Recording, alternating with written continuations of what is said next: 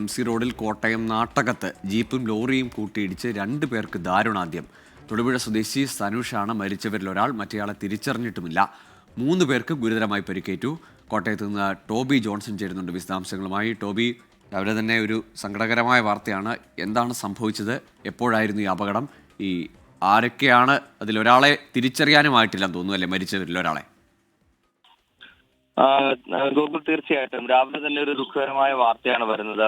പുലർച്ചെ 2:30 കൂടിയാണ് ഈ അപകടം നടന്നത് എന്നുള്ളൊരു വിവരമാണ് ലഭിക്കുന്നത്. കോട്ടയം നാട്ടകം പോളിടെക്നിക്കിന് മുൻവശത്തായിരുന്നു, MC റോഡിലായിരുന്നു ഈ അപകടമുണ്ടായത്.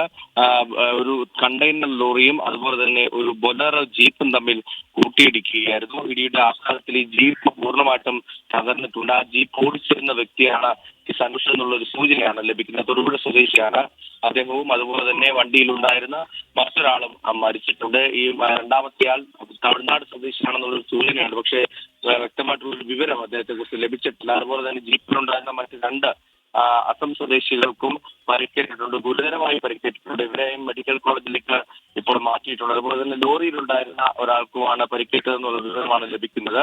ഈ നിയന്ത്രണം നഷ്ടമായി ജീപ്പ് എതിരെ വന്ന ഈ ലോറിയിലേക്ക് ഇടിച്ചു കയറുകയായിരുന്നു എന്നുള്ള വിവരമാണ് ലഭിക്കുന്നത്.